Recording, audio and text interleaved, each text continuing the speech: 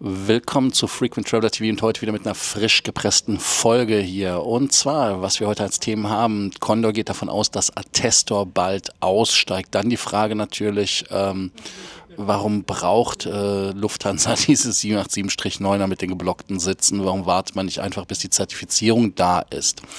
Dann hat man bei Lufthansa neue Hubchefs in München und in Frankfurt. Das wird auch interessant. Dann gibt es weitere Themen wie ein Statusmatch bei Air Baltic.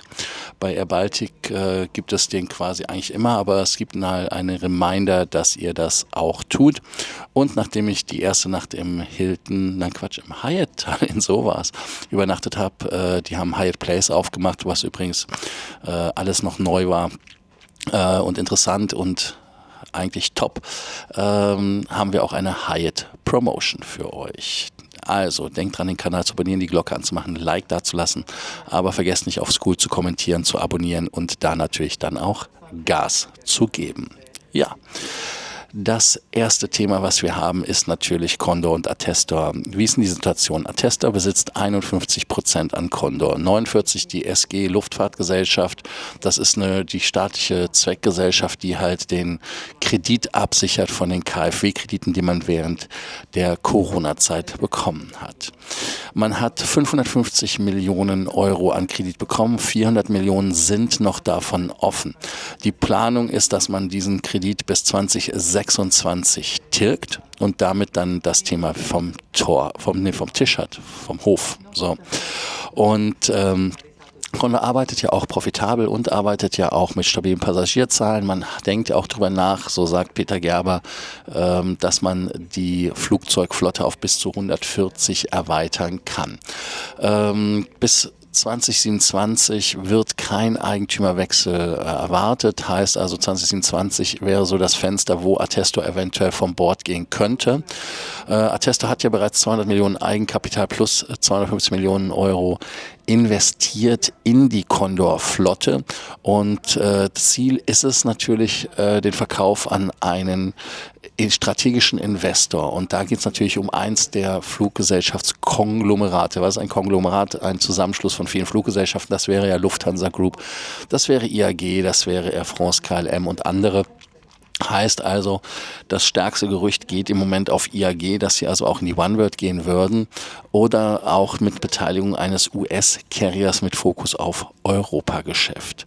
Oder eventuell asiatische Fluggesellschaft, die in Europa auch Expansionspläne haben. Fokus ist auf die 330-900er Langstreckenflotte und natürlich das neue Business-Class-Produkt.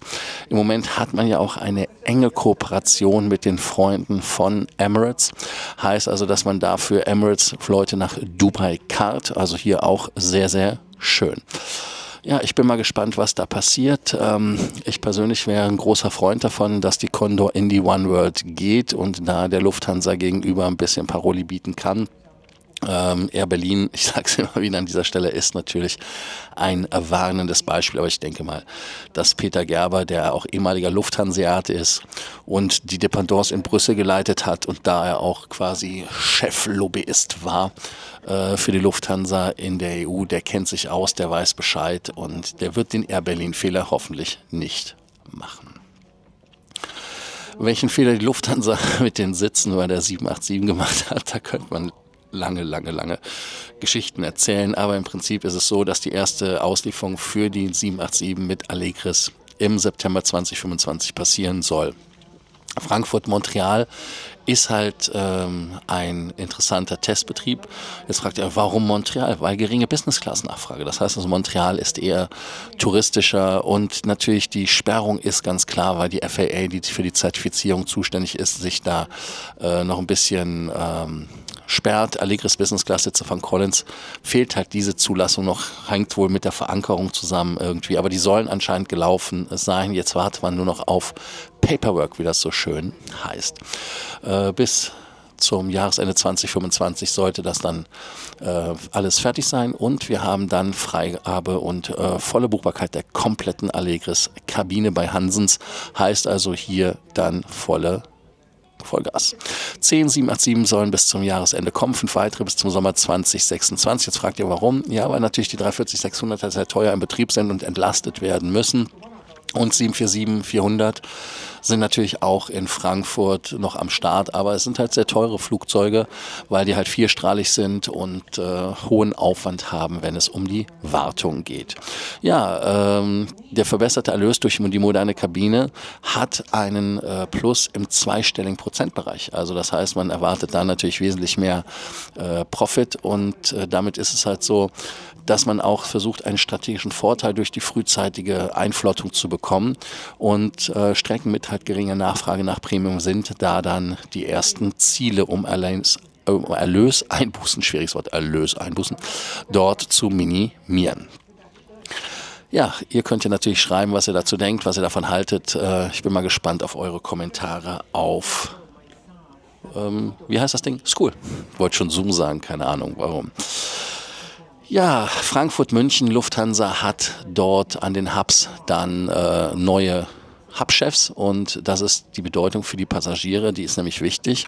Ab dem 1. September 2025 übernimmt der Ex-COO, also Chief Operating Officer von Austrian Airlines, Francesco Scortino, die Position in Frankfurt. Heiko Reitz übernimmt München bislang im Lufthansa-Management. Heiko war, glaube ich, für die ITA-Übernahme zuständig. Aufgaben ist halt natürlich Optimierung von Abläufen und von Pünktlichkeit, Servicequalität, aber auch Krisenmanagement. Hintergrund ist natürlich, dass man diese Position Anfang 2025 geschaffen hat, um die operative Stabilität der Lufthansa, schwieriges Wort für Lufthansa, Stabilität für mich auch ein schwieriges Wort, der Lufthansa gezielt zu verbessern. Jetzt fragt ihr euch natürlich, was bedeutet das für uns Passagiere? Warum ist das für uns wichtig? Ich glaube, Carsten S. aus M. war ja auch in München Hub-Veranstaltungsleiter.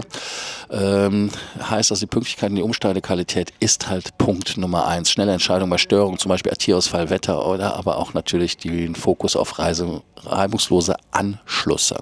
Die Lounges und die Services, weil die Lounge sind sehr oft überfüllt, die Services schwanken, das ist qualitativ immer so ein Problem. Aber die Hubchefs können halt direkt Einfluss auf Kapazitäten und auf die Services nehmen, die Prozesse. Auch ist es so, dass man mehr vielfliegerfreundlich werden möchte. Statuskunden und Premium-Passagiere können von schnellen Boarding-Prozessen und besseren Krisenhandling profitieren.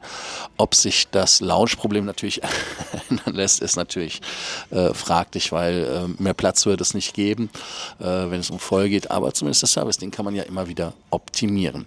Beide Chefs sind übrigens ehemalige Piloten. Ob es Zufall ist, weiß ich nicht.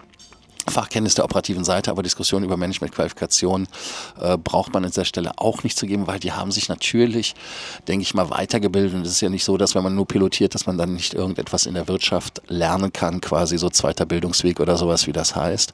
Damit ist es halt so, dass man dort am Ende des Tages, sage ich mal, doch durchaus sehr, sehr hübsch Gas geben kann und sehr, sehr hübsch das Ganze verbessert. Also ich denke mal, es sind Fachkräfte, auch wenn sie Piloten sind, haben sie wirtschaftliche Ahnung und sind da halt nicht unbedingt schlechteste Wahl. Ja, Fokus auf operative Stabilität und weniger auf strategische Produktentscheidungen, das ist natürlich das, was wichtig ist, weil Produktentscheidungen werden immer noch in Frankfurt getroffen. Für Passagiere bedeutet das natürlich Hoffnung, dass die Abläufe verbessert werden, dass es auch weniger Chaos gibt bei Störungen. Und deshalb sind die größten Baustellen dort ganz klar benannt. Also ihr könnt ja auch nochmal schreiben, was ihr für wichtige Baustellen seht. Verbesserungen hängen davon ab natürlich, wie viel Budget und wie viel Personal man bekommen kann. Und Budget ist halt mit Personal. Da gibt es natürlich dann ganz, ganz wichtige Themen. Was nervt euch denn zum Beispiel in Frankfurt oder München bei Lufthansa am meisten? Da könnt ihr kommentieren unten oder auf School.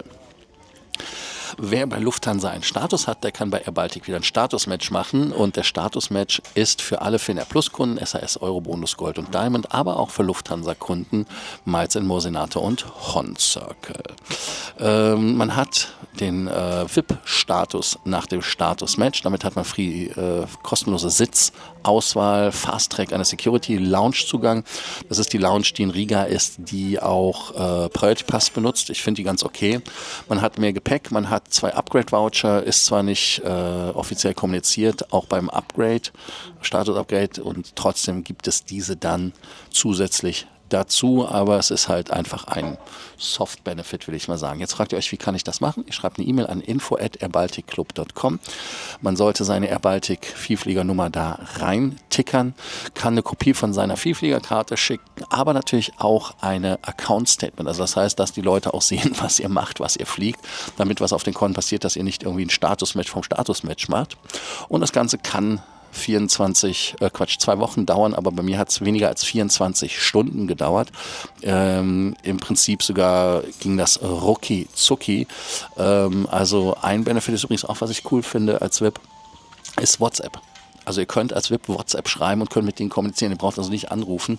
Das ist also wesentlich cooler. Ja, der Statusmatch ist einmal natürlich pro Lifetime und nur geflogene Statuslevel werden akzeptiert. Keine Promo- oder Challenge-Status. Status wäre dann gültig bis zum 27. Juli 2026, beziehungsweise abhängig vom Zeitpunkt des Matches. Das Angebot ist natürlich besonders interessant für Leute, die viel in baltischen Staaten sind, in Finnland, in Skandinavien oder sonst was und das Lufthansa-Netz, die halt AirBaltic als Wetlease benutzen. Da bringt es euch nichts, weil da die Lufthansa-Konditionen gelten. Also da dann so ein bisschen Suche sein und sagen, naja gut, ist halt wie es ist. Ja, weiter geht es dann natürlich noch mit einer Hyatt-Promotion am Ende, die hatte ich euch angedroht. Die ist sehr, sehr targeted. Ich persönlich, ich gucke mal kurz, was ich da habe. Ohne die heutige Nacht wahrscheinlich habe ich bei Hyatt 132 Nächte für dieses Jahr getrackt. Hier könnt ihr es sehen. Ich hoffe so, ich mache das mal, ich hoffe ihr seht es. Ist schon eine krasse Nummer. Deshalb habe ich wahrscheinlich keine gekriegt, aber wenn ihr eine bekommt, sind die 90 Tage gültig. Abregistrierungen sind natürlich oft erst in der Hyatt-App. Ich sag's ja, ich habe keine. Danach per E-Mail. Es gibt verschiedene Angebote. Doppelte Elite-Nächte, Kategorie 1 bis 4, Free-Night-Voucher, nach 2 Nächten, nach 3 Nächten, 20% Punkte, Rückerstattung maximal 30.000 Punkte, Suite Upgrade Awards nach 5 Nächten, nach 10 Nächten, whatever. Oder auch Boni, die man kriegt für doppelte Punkte, maximal 30k Punkte, Dreifachpunkte, auch wieder maximal 3 oder 1000 Punkte pro Nacht, maximal 10, 1,5 Punkte alle 2 Nächte, maximal 15. Also solche Sachen gibt es. Ist halt wirklich eine stark personalisierte Promotion. Und Zielgruppe ist natürlich für alle Leute, die wenig oder mittelwenig buchen, um die zu motivieren, mehr bei Hyatt zu übernachten und eventuell einen Globalist-Status zu schaffen. Und Anmeldung lohnt sich auch ohne E-Mail, da Angebote oft im Account hinterlegt sind. Also checkt euren Account, checkt eure App und guckt nach, was ihr davon haltet. Ich danke euch, dass ihr heute wieder dabei wart bei Frequent Traveler TV. Denkt dran, den Kanal zu abonnieren, die Glocke anzumachen, Like dazulassen und ich freue mich, wenn ihr bei der nächsten Sendung wieder dabei seid. Also bis dann. Tschüss.